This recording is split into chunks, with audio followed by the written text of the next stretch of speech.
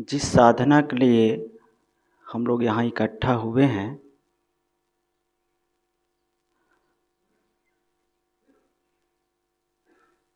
उस साधना के लिए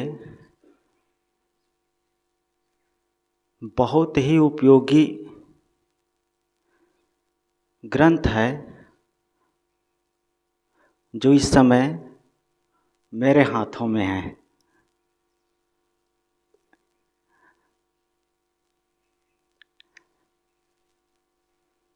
ये हमारे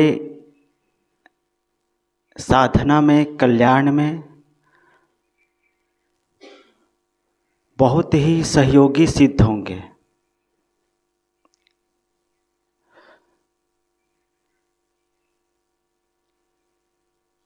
इनके बहुत ही सूक्ष्म में नहीं जाएंगे, जो हमारे काम के लायक है उन्हीं चीज़ों को देखेंगे और उन्हीं चीज़ों को इस पुस्तक में रखा गया है। इस ग्रंथ का नाम है कबीर बीजक शिक्षा।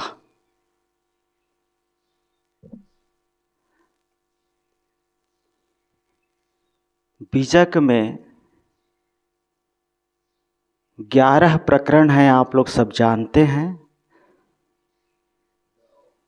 पुराने साधक बैठे हैं, नए लोग भी सब परिचित हैं बीजक से। 11 प्रकरण हैं। रामायणी, शब्द, ज्ञान चौतीसा, विप्रमतिसी, कहरा, बसंत, चाचर, बेली, बिरहुली, हिंडोला और साखी। ये 11 प्रकरण हैं। इन 11 प्रकरणों में से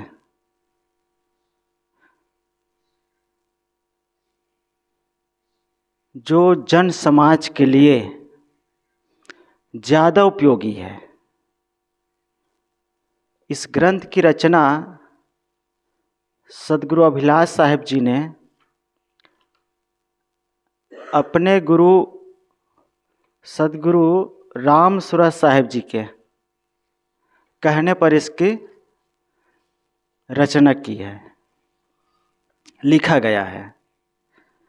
साहब ने लिखा है इसमें कि प्रातः स्मरणीय पूज्यपाद बोधदाता सद्गुरु श्री राम सूरत साहेब जी की आज्ञा हुई कि जन साधारण के उपदेश योग्य बीजक के शिक्षाप्रद पदों का संग्रह कर उस पर टीका लिखो। माने आदेश दे रहे हैं सद्गुरु राम सूरत साहेब जी सद्गुरु अभिलाष साहेब जी को।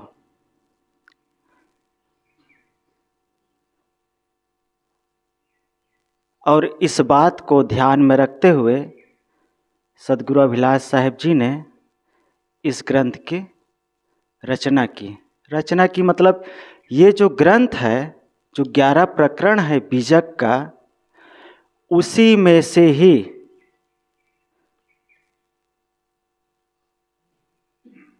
जो समाज में जो सरलता से समझी जा सके, उन पदों को संक्षिप्त में रखा गया है। मैं मिला रहा था बीजक में, जो 2 खंडों में बीजक है, और इसमें तो इसमें बहुत संक्षिप्त में लिखा गया है। और जो वर्तमान बीजक में है उसका भावार्थ, व्याख्या वो इसमें नहीं है। तो मुझे थोड़ा आश्चर्य लगा कि वहीं से ही चीज़ें ला करके इसमें रखी हुई है। तो इसमें दूसरा है और उसमें दूसरा है। तो मैंने संत श्री त्यागी साहब जी से पूछा, तो उसने कहा कि इसमें जो मटेरियल है, इसमें जो व्याख्या अर्थ है, वो पहले जो बीजक आता था जो 1 खंड में था, पारक प्रबोधनी, अभी तो हम लोग देखते हैं 2 खंडों वाला देखते हैं। बीजक का 2 खंड में है व्याख्या।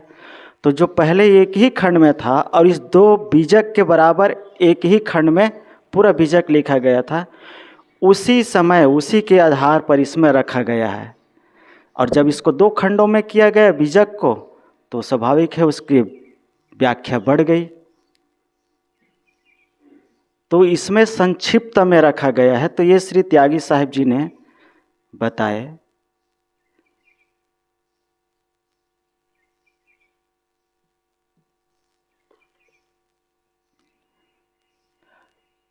इस ग्रंथ में 7 सोपान दिए गए हैं। इस ग्रंथ को रचना किए हैं तो 7 भागों में 7 खंडों में बांट दिए गए हैं, ताकि लोगों को समझने में सरलता हो जाए। ये 7 खंडों में हैं।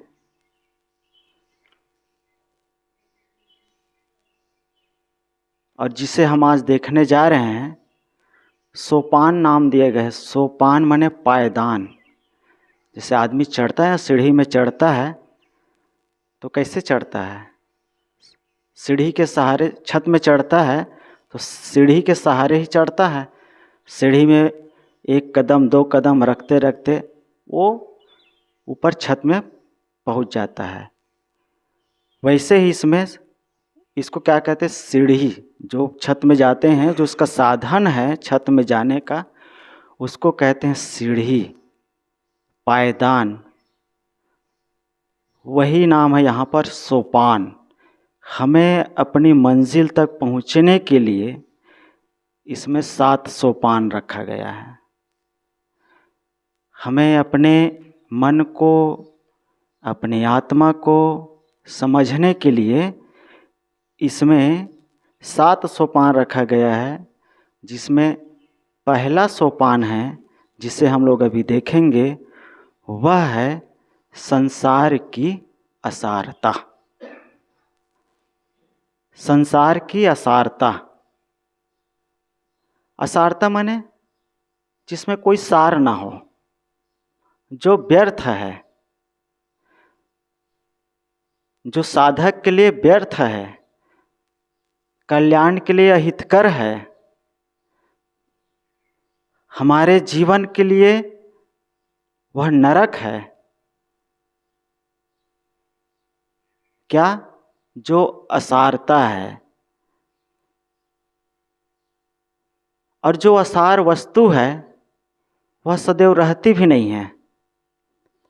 टूट जाती है, फूट जाती है, छूट जाती है, बिछुड़ जाती है, नष्ट हो जाती है। उसको कहते हैं असार। जब कुछ हो जाता है तो कहते हैं ना, अरे इसमें क्या सार है? इसमें कुछ भी सार नहीं है, बहुत टिकाऊ नहीं है, बहुत अहंकार करने लायक नहीं है, घमंड करने लायक नहीं है। वो क्या है? वो मात्र व्यवहार के लिए है, व्यवहारिक चीज़ें हैं। जो संसार की चीज़ें हैं वह व्यवहारिक है, व्यवहार को पाटने के लिए, निपटाने के लिए है।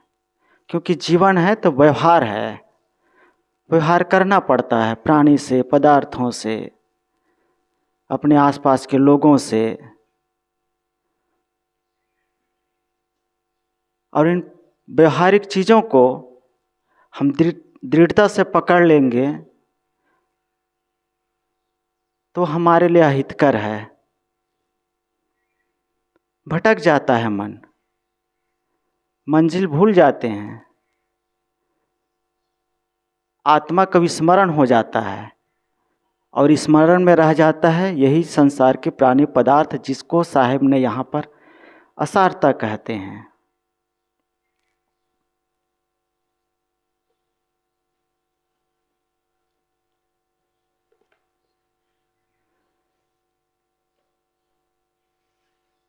इसमें साहिब ने पहली चीज़ें जो रखी है वह है रामायणी की 22वीं साखी।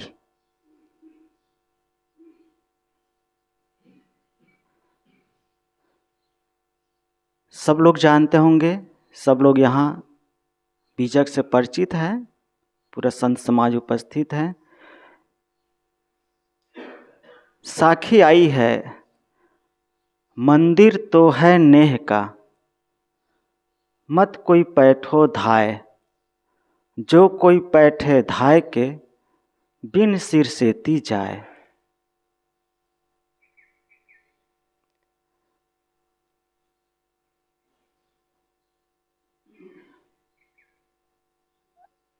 कबीर साहब की जो शैली है कहीं पर बहुत मुलायम है और कहीं पर बहुत कठोर है। कई बार बहुत मुहलाजे से बोलते हैं, दुलार करके चुचकार करके बोलते हैं, और कहीं कहीं एकदम खरी खरी बातें कहते हैं। और इसीलिए कबीर साहब ने कहा जस देखो तस करो विचारा, मतलब जैसे दिखा उनको, जैसे लगा, हर जगह रोग का निवारण मीठी सिरप से नहीं होती है, कड़वी गोली और ऑपरेशन भी करना पड़ता है, चीर फाड़ भी करना पड़ता है। तो कबीर साहब जहाँ जैसे देखते हैं वो वैसे बोलते हैं, मुलाहिजा नहीं करते हैं, साफ साफ बोलते हैं। और इसीलिए संत लोगों से हम लोग सुनते हैं कबीर साहब जैसे संत, मतलब कबीर साहब जैसे संत तो बहुत हुए हैं, लेकिन कबीर साहब का जोड़ा लगाना बड़ा मुश्किल है। संत तो बहुत हुए हैं, लेकिन कबीर साहब ने जैसा साफ साफ कहे, निर्णय के बातों को कहे, निष्पक्ष हो करके कहे, और एकदम एक ही बात कहे, एक ही उंगली उठा करके कहे, आत्मा की बातें, दो बातें नहीं करते हैं, एकदम एक ही बात करते हैं आत्मा की। और जो भी बोलते हैं आत्मा के लिए बोलते हैं, आत्मा के उद्धार के लिए बोलते हैं, आत्मा के कल्याण के लिए बोलते हैं।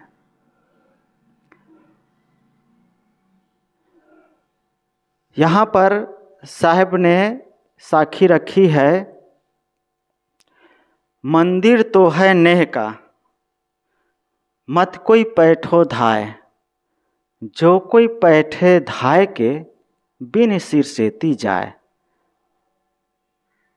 इसमें सभी शब्द सरल है। मंदिर तो है नेह का, जो मंदिर है वह नेह का है। नेह मतलब मोह का।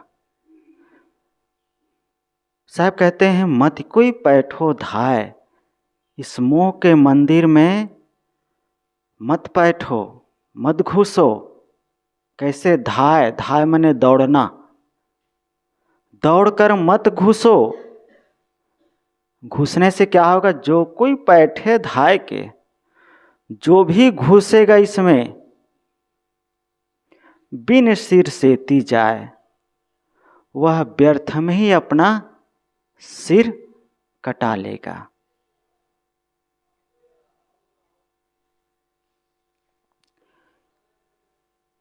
मंदिर से सब परिचित हैं, मंदिर शब्द से सब परिचित हैं। मंदिर के दर्शन करते हैं, मंदिर के दर्शन के लिए जाते हैं, मंदिर बनाई जाती है, और बड़े ही पवित्र मन से बनाई जाती है, उत्साह के साथ। क्यों? क्योंकि वहाँ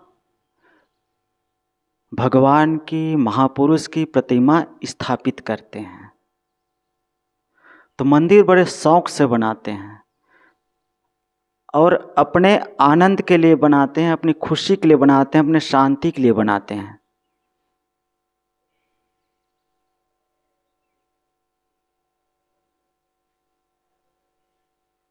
एक बाहर का मंदिर है जिसे बनाते हैं, और एक स्तन को भी मंदिर कहा गया है। बाहर के मंदिर में किसी महापुरुष या भगवान की प्रतिमा बैठाई जाती है बाहर से ला करके,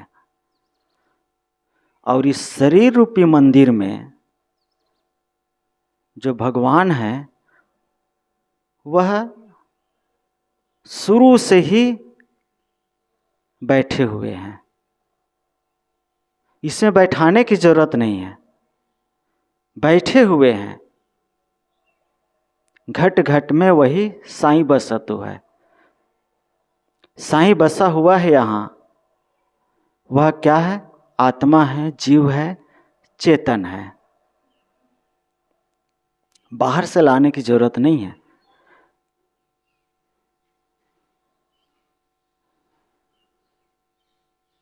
मंदिर में हम बहुत गए, पर यह तन मंदिर नहीं बना। व्यर्थ शिवालय में जाना, जब मन शिव सुंदर नहीं बना। पल पल समता में इस मन का ढलना है साधना। किसी कवि ने कहा है मंदिर में तो हम बहुत जाते हैं, पर यह जो तन है रूपी मंदिर है, इसकी कीमत हम नहीं समझ पाते हैं।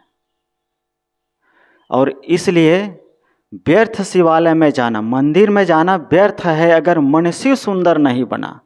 मन को सुंदर नहीं बना पाए तो मंदिर में जाने से कोई फायदा नहीं है।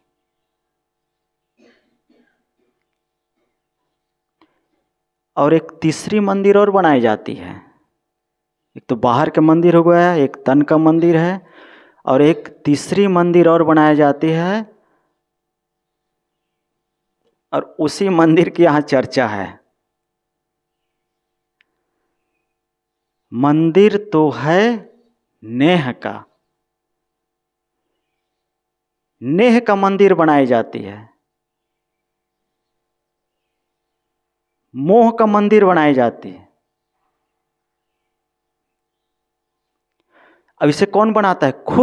खुद बनाते हैं। बाहर से किसी की सहयोग की जरूरत नहीं। बाहर के मंदिर के लिए बाहर के सहयोग की जरूरत होती है। मन के मंदिर के लिए किसी की जरूरत नहीं है। न कोई चंदा की जरूरत है, न सहयोग की जरूरत है, और न किसी को पूछने की जरूरत है। और सबसे ज्यादा आदमी मोह का ही मंदिर बनाता है, और शायद सबसे ज्यादा पूजा इसी मंदिर की होती है। मोह के मंदिर की ही ज्यादा पूजा होती है। क्यों? क्योंकि खुद बनाए हैं और दिखती तो है नहीं, मन से बनाए हैं। और हो सकता है सबसे ज्यादा पूजा चढ़ौतरी इसी में होती हो। मन ही मन का आदमी क्या कल्पना नहीं करता है, क्या नहीं उड़ान भरता है। साहब कहते हैं मंदिर तो है नेह का। मंदिर किसका है? नेह का। नेह, स्नेह, प्रेम भी कहते हैं।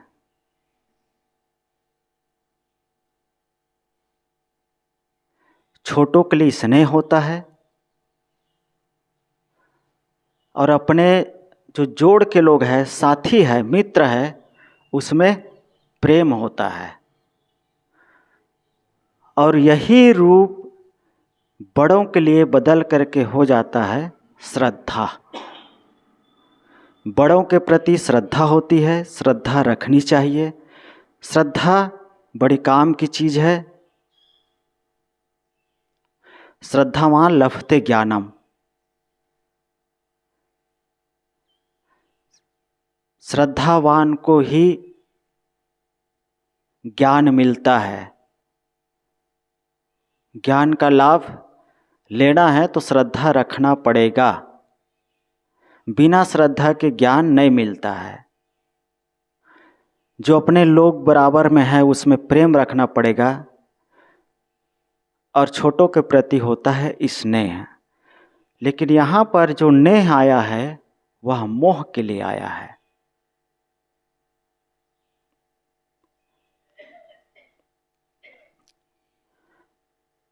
मंदिर तो है नेह का। आदमी मंदिर बनाया, लेकिन मोह का मंदिर बनाया।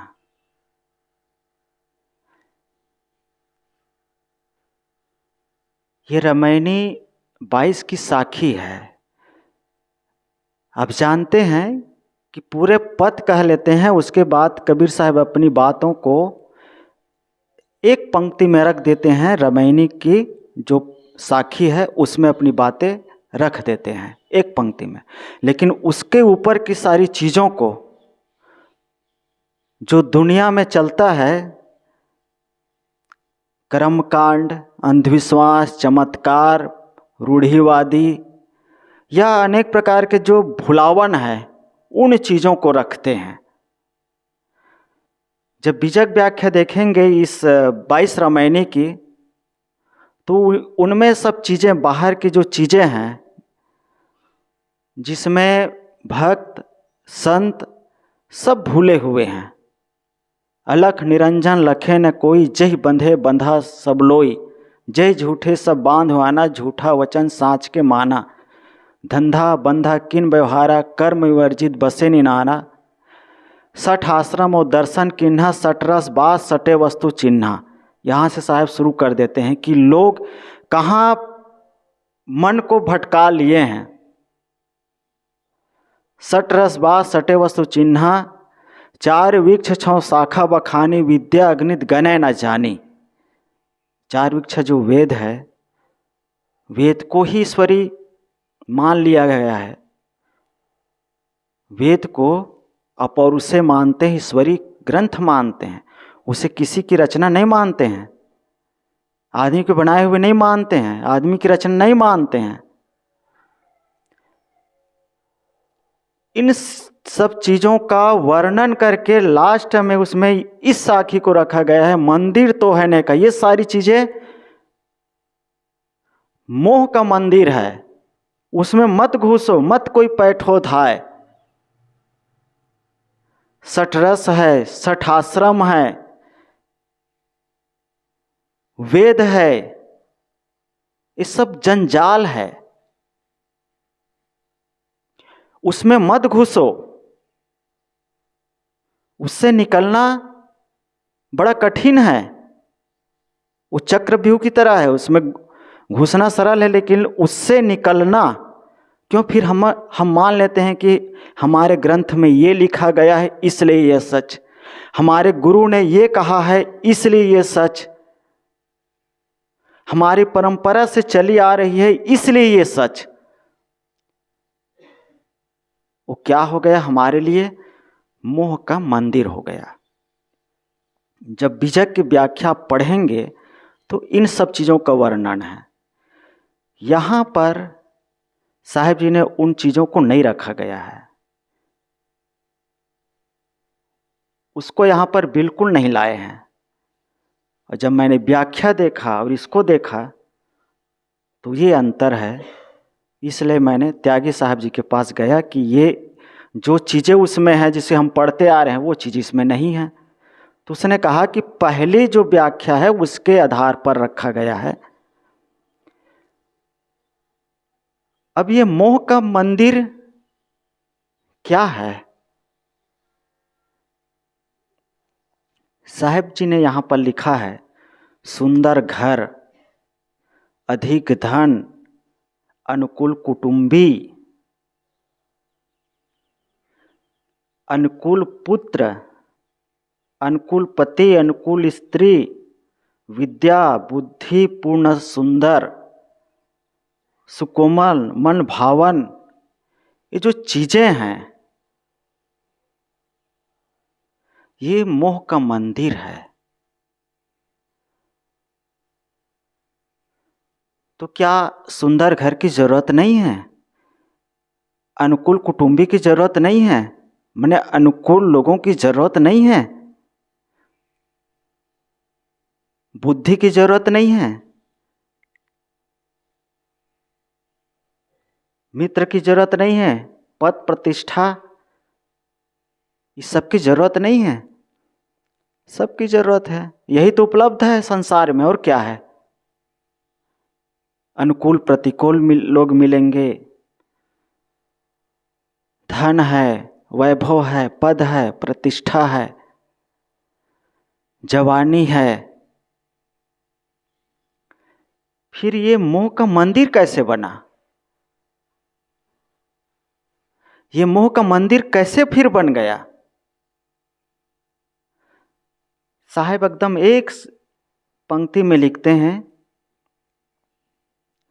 अविद्यावश इनमें जो अनुराग होता है, अविद्यावश इनमें जो अनुराग होता है, यही मोह का मंदिर है। घर है, परिवार है, पद है, प्रतिष्ठा है, जवानी है।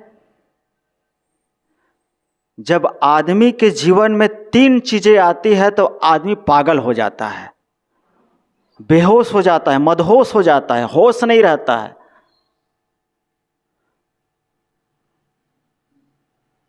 क्या? एक तो जवानी, जब जवानी आती है जवानी, तो आदमी पागल हो जाता है, बौरा जाता है। जवानी में आदमी क्या क्या नहीं सपने सजाते हैं, क्या क्या ख्वाब नहीं देखते हैं। जवानी में आदमी कहता है कि हम जमीन में पैर मार के पानी निकाल लेंगे, और निकालते हैं। हमने भी निकाला है, आप लोगों ने भी निकाले होंगे। जवानी आती है तो आदमी नाना प्रकार के ख्वाबों में जीता है, हवा में उड़ता है, पैर उसके जमीन में नहीं पड़ता है। और वही समय होता है कुछ करने का, ये भी बात सच है। जवानी ऐसी चीज नहीं है कि बेकार है, व्यर्थ है, काम की चीज नहीं है। वही समय है, वही कुछ करने का है। संत लोग कहा करते हैं, जवानी में जो काम नहीं करता है उसको बुढ़ापा में रोना पड़ता है। किसान अगर 4 महीना किसानी का काम से चूक गया, जब किसानी का दिन आता है तो जो हाथ से मुट्ठी से जो दाना डालते हैं, तो दाना तो लगातार डालते हैं, लेकिन दाना डालते हैं जो जमीन में जाके डायरेक्ट पड़ता है, और जो बैल के पीठ से हो करके गिरता है दाना, दोनों में अंतर हो जाता है कहते हैं। मतलब बहुत नाजुक समय होता है वो। 13 कार्तिक 3 आषाढ़ वाली बात होती है, उसमें जो चूका किसान 4 महीना मेहनत करने में, वो फिर 8 महीने रोना पड़ता है। और जो 4 महीना ठीक से मेहनत कर लिया, वो 8 महीना बैठ करके खाता है।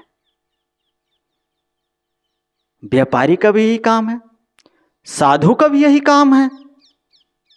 साधु अगर जवानी में साधना ना करे तो बुढ़ापा में फिर साधना बनने वाला नहीं है। सब जानते हैं, हाथ पैर आँख नाक कमर सब जवाब दे देते हैं, सारी इंद्रियां शिथिल हो जाती है। अब बैठना मुश्किल, सुनना मुश्किल। कहीं आप जाना चाहें सत्संग में या आश्रम, कहीं शरीर जवाब दे दिया है तो कैसे जाएंगे? संतों के दर्शन के लिए कैसे जाएंगे?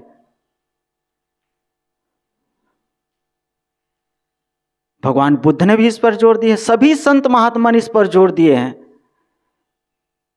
कि साधना करने का जो समय है वह है जवानी। पढ़ने लिखने का जो समय है वह है जवानी। आदमी बनने का जो समय है वह है जवानी। जीवन को संवारने का जो समय है वह है जवानी। लेकिन अब इसका मतलब ये नहीं है कि इस समय से चूक गए तो पछताएं और कुछ ना कर सके, ऐसे हीनता भावना लाए, ऐसा नहीं। एक और कहावत है, जब जागे तभी सवेरा, जब जागे तभी सवेरा, जब जाग जाए तभी सवेरा। और कई बार तो ऐसा होता है, हम लोग तो कईरपंथी घर में जन्म लिए थे, या जो लोग कईरपंथी घर में जन्म लिए हैं, या जिसमें भी है, जैनियों से जुड़ा है, जो जैनी परिवार में जन्म लिए हैं, तो कहीं से जो जुड़ा हुआ है किसी मत पंथ से, साधु गुरु से, और उस परिवार में उसका जन्म होता है, तो कहीं चीज़ को समझने में बड़ी सरलता हो जाती है, क्योंकि वो पैतृक संपत्ति के रूप में मिलता है, तो वो बड़ा आसान हो जाता है। ये जो कयरपंथी साधु लोग हैं जो भाग भाग के यहाँ आए हैं, वो जब घर से भागे हैं ना, तो उसके माँ बाप जानते हैं वही इलाहाबाद गया होगा, इलाहाबाद गया होगा, उसको बहुत ज़्यादा घबराने की ज़रूरत नहीं है। लेकिन गैर जो कयरपंथ में है या गैर जो संप्रदाय से नहीं जो जुड़े हुए हैं, वहाँ के जब बच्चे निकलते हैं तो लोग सोचते हैं कि हमारा लड़का गुम हो गया, पता नहीं कहाँ चला गया। वो थाना का सहारा लेता है कि भाई हफ्ता भर से हमारा लड़का नहीं दिख रहा है, गुम हो गया है। और जो कयरपंथी घर में जन्म लिया है उसका लड़का हफ्ता भर नहीं दिखता है ना, तो कबीर आश्रम इलाहाबाद फ़ोन करता है कि फलाना गांव से कोई लड़का गया है क्या। आता है भाई, ये आता है यहाँ, फ़ोन इसलिए लेकर आ रहा हूँ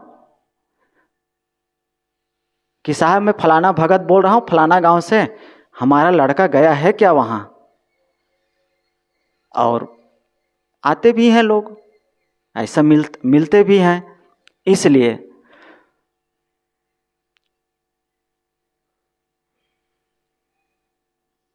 तो जवानी बड़ी काम की चीज़ है। जवानी आता है तो आदमी पगला जाता है, लेकिन कुछ होता है तो जवानी में ही होता है, और सारा काम दुनिया का आदमी जवानी में ही करता है। बुढ़ापा के लिए नहीं छोड़ता है, केवल एक काम को छोड़ करके, भजन को छोड़ करके। कोई चीज़ ऐसा नहीं है बुढ़ापा में बिजनेस कर लूँगा, बुढ़ापा में घर बसा लूँगा, बुढ़ापे में नौकरी कर लूँगा, बुढ़ापे में पढ़ाई लिखाई कर लूँगा। एकदम अगर किसी से अगर कहे ना कि यार बुढ़ापा में बिजनेस करूँगा, बुढ़ापा में घर बसाऊँगा, शादी करूँगा, लोग तुरंत बोलेंगे पागल हो गए हो क्या, ये आदमी पगला गया है।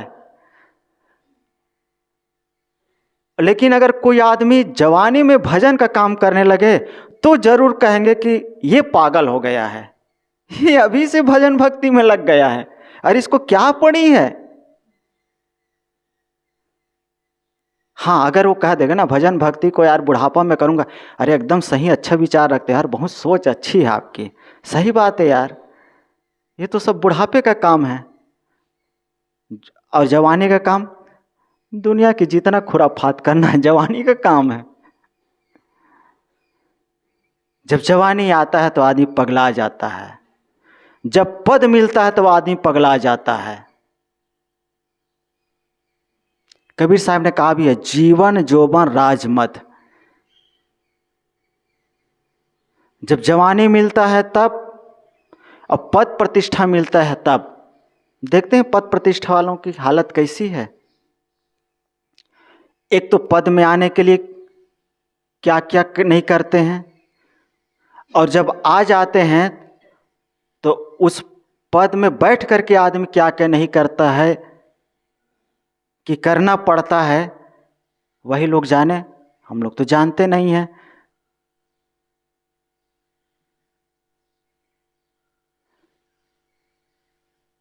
आदमी को जब कुछ मिल जाता है तो उसका अहंकार हो जाता है, विद्या आ जाती है, विद्या का अहंकार हो जाता है, रूप आ जाती है, रूप मिल जाता है, जीवन का मतलब है रूप।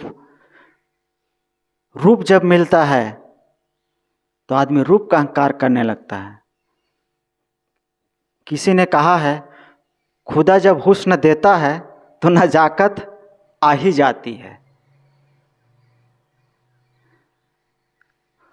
हुस्न बुरी चीज़ नहीं है, सुंदरता बुरी चीज़ नहीं है, जवानी बुरी चीज़ नहीं है, धन बुरी चीज़ नहीं है, पद प्रतिष्ठा बुरी चीज़ नहीं है। आखिर जिसने भी काम किया है समाज के लिए, समाज में आकर के उसको पद दिया ही जाता है, पद मिल जाती है। पद मिलता है तो उसके साथ पावर आता है। आदमी वही रहता है, कलेक्टर का पद मिल जाता है तो पूरे जिला का मालिक हो जाता है, कई जिले का मालिक हो जाता है। और फिर वो जैसा चाहेगा वैसा करता है। अच्छा सोच वाले तो अच्छा करते हैं और गलत सोच वाले तो गलत भी हो जाती है। लेकिन वही आदमी को कलेक्टर का पद ना दिया जाए तो कौन उसका बात मानेगा? कौन दरोगा उसका बात मानेगा? चपरासी बात नहीं मानेगा। वो दरोगा से पहले तो चपरासी मिलता है। कहीं आप मिलने जाए ना, अगर वो देख लिए, अगर अधिकारी देख लिए तो कहें हाँ क्या बात है, ऐसे कहेंगे। वो देख लिए तो, और चपरासी देखते ही रोक देते हैं, रुको इधर बैठो, जब मैं बताऊंगा तब जाना। तो उससे बार बार निवेदन करो, जाने दे दीजिए, जाने दे दीजिए, 2 मिनट का काम है, 1 मिनट का काम है, बस एक शब्द बोलना है। वो कहे रुको रुको रुको। अब अधिकारी के पास जाओ तो 1 मिनट में काम हो जाता है। हम आपके पास आए थे पत्र सेट के लिए निवेदन करने के लिए, सर आपकी कृपा मिल जाए, सहयोग मिल जाए। हाँ हो जाएगा। और घंटा भर से चपरासी बैठा करके रखा है।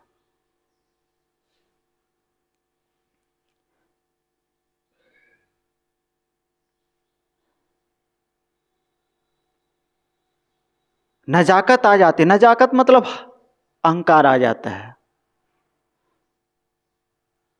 साहब इसी को मोह का मंदिर कहते हैं। इन चीजों की जो प्राप्ति है या मिली हुई है, धन, पद, प्रतिष्ठा, जवानी, रूप, अविद्यावश इसमें जो अनुराग होता है वही मोह का मंदिर है।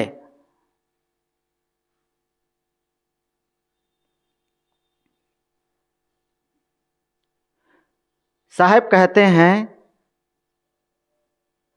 कि सावधान हो जाओ, हे मानव सावधान हो जाओ, इस मोह मंदिर में कोई दौड़कर मत घुसो। मतलब इन प्राणी पदार्थ रूप सांसारिक भोगों में मोहासक्त मत हो।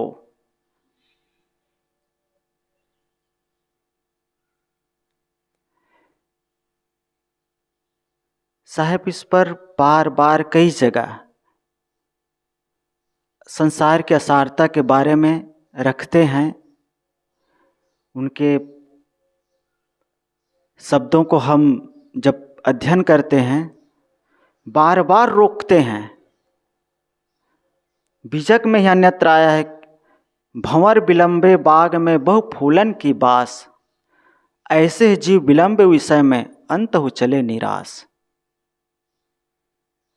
हम मोह मंदिर में कैसे घुसते हैं? बहुत आकर्षक लगता है मोह का मंदिर।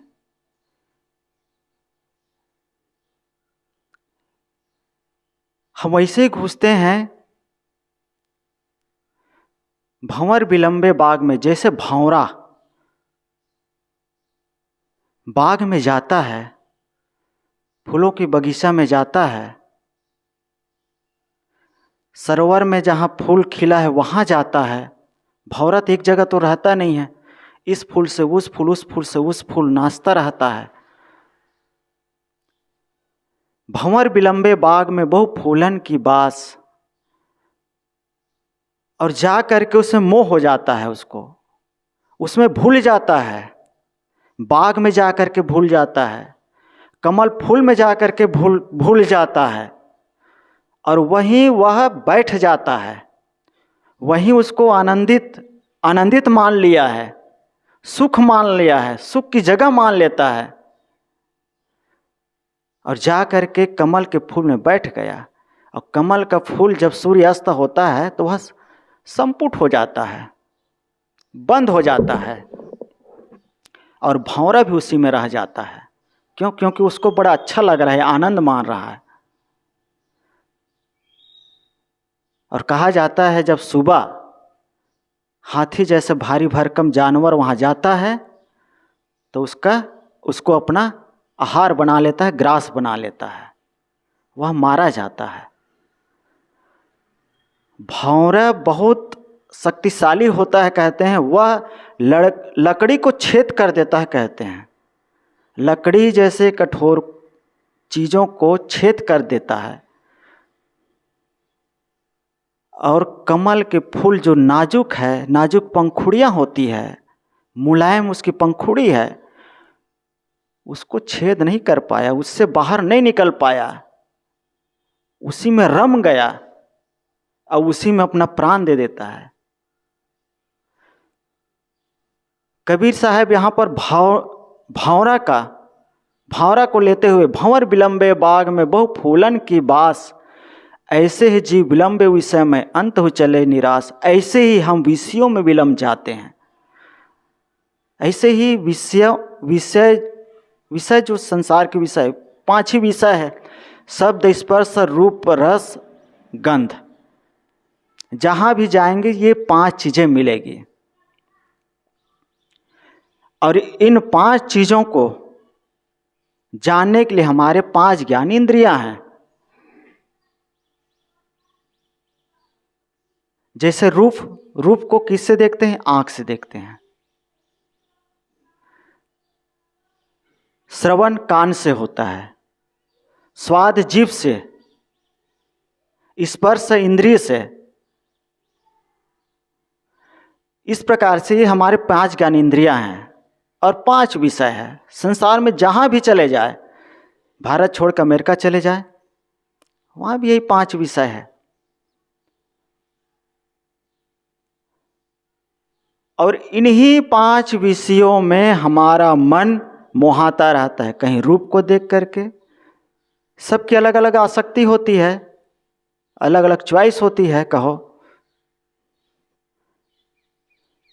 किसी को देखना अच्छा लगता है, किसी को सूंघना। वैसे सूंघने वाला आदमी कम मिलता है, फिर भी गुरुजी ने अपने घटना में लिखा है या बताते हैं कि एक आदमी मिला था, तो वह जब सोने के लिए जाता था तो पहले इत्र छिड़क लेते थे बिस्तर पर, तब वह सोता था। तो वह गुरुजी से मिले तो उसने बताया अपने संस्मरण में कि मैं, जब ऐसे ज्ञान की चर्चा चली होगी तो उसने बताया कि गुरुजी जब मैं जाता हूँ सोने के लिए तो बिना इत्र छिड़के बिस्तर में नींद ही नहीं आती है। वो उसके लिए वही आसक्ति हो गई कि बिना छिड़के नींद नहीं आती है। कई लोग बिना सांग सुने नींद नहीं आती है। कई लोगों का संस्मरण है, चर्चा होती ही तो पता चलता है कि सोते समय थोड़ा सांग लगा लो, चाहे दर्द भरी नगमे हो, चाहे रोमांटिक संगीत हो, चाहे चेतावनी हो। संत लोग भजन वजन सुनते हैं। बाहर के लोग हैं, वो लोग कहते हैं कि थोड़ा गाना सुन लेते हैं साहब, तो उसी को सुनते सुनते कब नींद आती है पता नहीं चलता है। तो इसके लिए वही अब बंधन हो गए कि बिना सांग के नींद ही नहीं आती है। ये क्या है? यही मोह का मंदिर है, जिसके बिना हमारा काम ना चले। अब कुछ आवश्यकता की चीज़ें हैं जिसके बिना काम नहीं चलता है, उसका सकारात्मक पक्ष है, उसको नहीं कहा जा रहा है, उसके लिए मतलब टिप्पा टिप्पणी नहीं है। जिसके बिना हमारा काम चल सकता है और फिर भी हम माने बैठे हैं कि इसके बिना हम नहीं जी सकते हैं, वही हमारा मोह का मंदिर है, वही हमारे लिए बंधनदायक है। साहिब ने इसमें कहानी दिया है, दृष्टांत दिया है।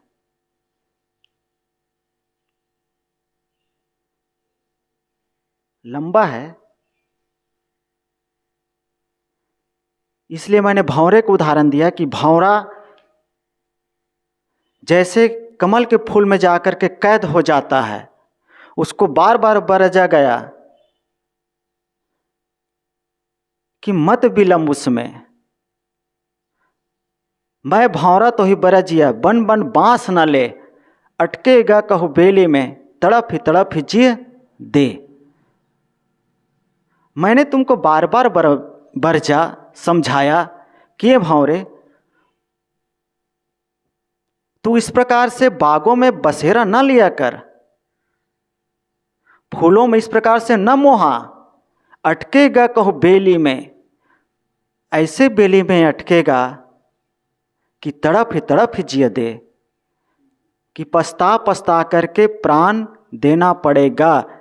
भौरे की बात सरल समझ में आती है, दूसरे की बातें भी समझ में आती हैं, और जब अपने अंदर झांकेंगे, अपने मन का मोह को देखेंगे, पहली बात तो कम दिखता है, दिखता नहीं है जल्दी, लेकिन जब देखेंगे, आदमी अक्सर होता है ना कि आदमी अंत में क्या करते हैं, पछता पछता करके मरता है। पछता पछता के क्यों मरता है? उसके पास तो इतनी लंबी जिंदगी थी, जो चाहे वह कर सकता था। हम लोग भी जो चाहे कर सकते हैं, कर ही रहे हैं। संत समाज तो सब लोग सब लगे हैं साधना में, अपने कल्याण में जितना समझ में आते हैं, अपने दोष गुरुगुण दुर्गुण उतना ही लोग कर रहे हैं, आगे बढ़ रहे हैं और इस समाज के लिए आदर्श बने हुए हैं। लेकिन अगर सावधान न रहे तो यहां भी आकर के ये आश्रम, यहाँ के जो हमारे लिए कल्याण में सहयोगी, जो हमारे मित्र साथी संत, और यहाँ की जो चीज़ें मिली हुई है, वह भी हमारे लिए मोह का मंदिर हो सकता है। कब? अविद्यावश। अविद्यावश अगर हम सावधान नहीं रहे तो यही जो घेरा हमारे कल्याण के लिए मिला हुआ है, यही घेरा हमारे लिए बंधन का कारण बन जाएगा। इसी में जब हम सावधान नहीं रहेंगे और मोह करने लगेंगे, ये हमारा इतना बड़ा आश्रम, कई लोग बोलते हैं हमारे आश्रम आइए, हमारा आश्रम बहुत बड़ा है।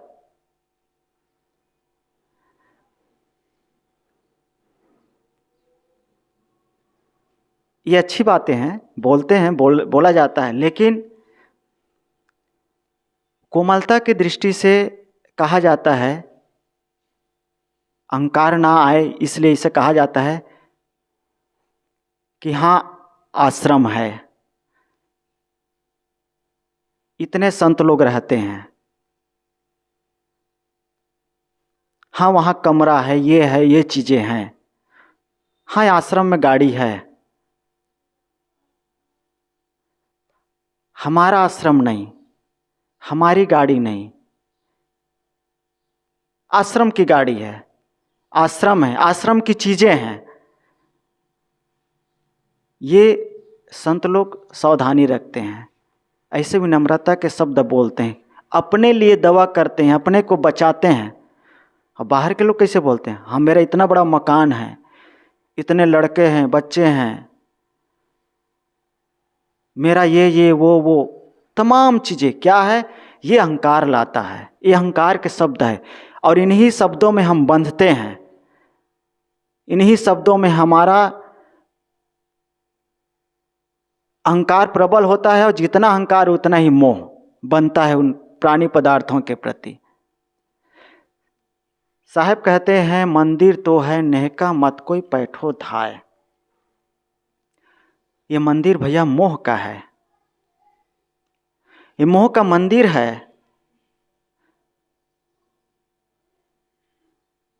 ये कल्याणदायी मंदिर नहीं है, ये कष्टदायी मंदिर है।